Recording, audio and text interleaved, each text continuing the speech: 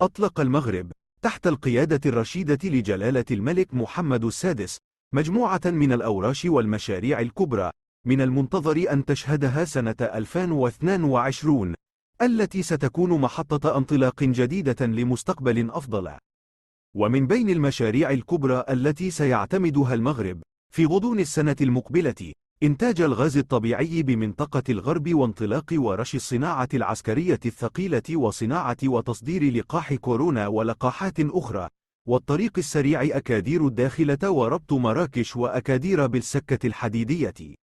وستبدأ في 2022 أشغال بناء المدينة الصناعية محمد السادس طنجة تيك بشراكة مع جمهورية الصين الشعبية، إضافة إلى أشغال ربط الدار البيضاء ومراكش بالقطار السريع TGV.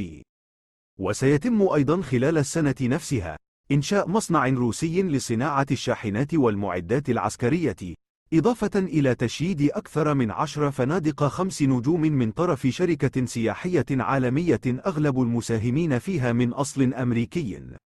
ومن المنتظر أيضا إنشاء محطة لتحلية ماء البحر بالدار البيضاء الكبرى وافتتاح ميناء الناظور المتوسط الجديد، إضافة إلى إنشاء ميناء الداخلة الأطلسي وميناء أسف المعدني وتأهيل ميناء طنجة المدينة ليصبح ميناء سياحي وبناء منصة فضائية مغربية أمريكية.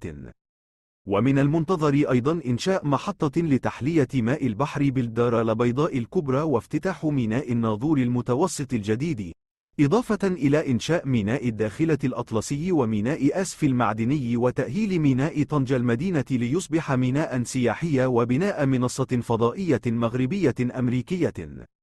وسيتم في 2022 الربط بالجيل الجديد الخامس من الإنترنت 5G، وإطلاق شراكات مالية وتجارية كبيرة مع بريطانيا، إضافة إلى مشاريع ومصانع كبرى بالأقاليم الجنوبية للمملكة، خاصة بالعيون والداخلة من طرف بريطانيا والولايات المتحدة الأمريكية ودول خليجية.